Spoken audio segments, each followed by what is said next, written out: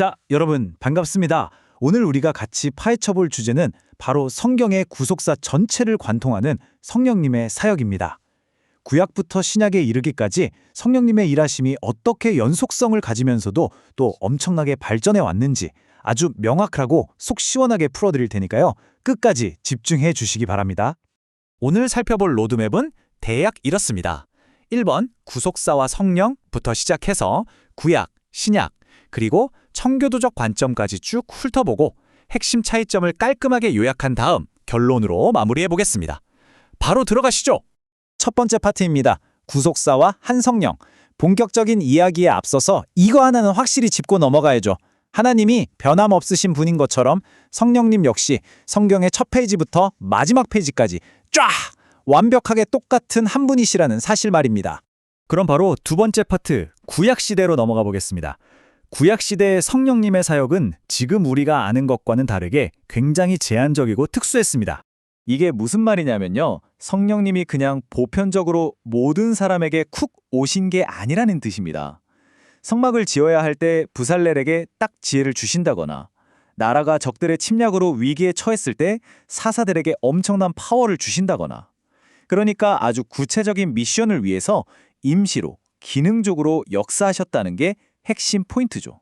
이런 성령님 임재의 일시성을 기가 막히게 보여주는 대목이 바로 다윗 왕의 그 유명한 기도입니다. 주의 성령을 거두지 마소서. 진짜 뼈저린 고백이거든요. 그 위대한 다윗조차도 자기가 죄를 짓고 나서 성령님이 훌쩍 떠나버리실까 봐 덜덜 떨면서 살았다는 겁니다. 당시엔 사명이 끝나거나 죄를 지으면 언제든 성령님이 떠나실 수 있었으니까요. 자, 이제 분위기를 확 바꿔서 세 번째 파트, 신약시대로 넘어옵니다. 여기서부터 구속사의 서사가 진짜 드라마틱해집니다. 오순절 마가다락방 다들 기억하시죠? 이때 구약의 그 제한적이었던 성령님의 사역이 완전히 말 그대로 180도 뒤집힙니다. 여기서 제일 중요한 키워드가 바로 내주하심, 영어로는 인드웰링이에요.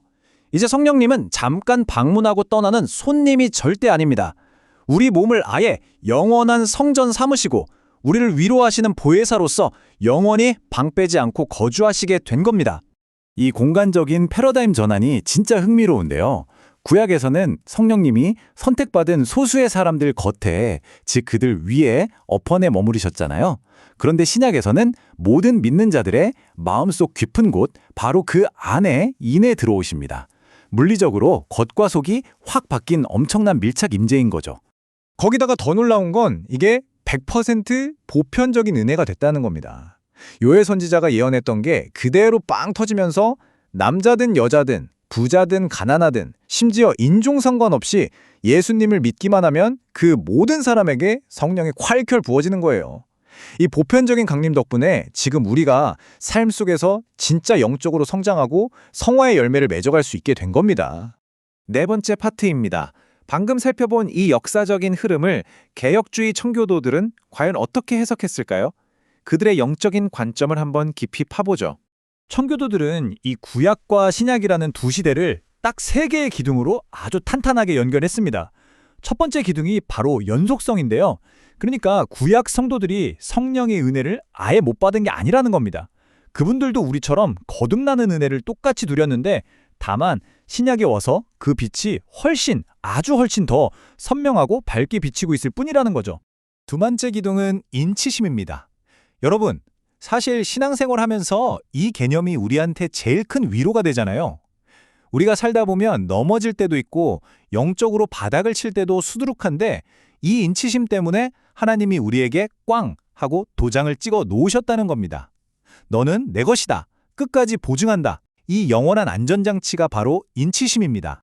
그리고 세 번째 기둥, 말씀과 성령의 연합입니다. 청교도들의 아주 찰떡 같은 명언이 하나 있죠. 성령은 말씀과 함께 말씀을 통하여 역사하신다.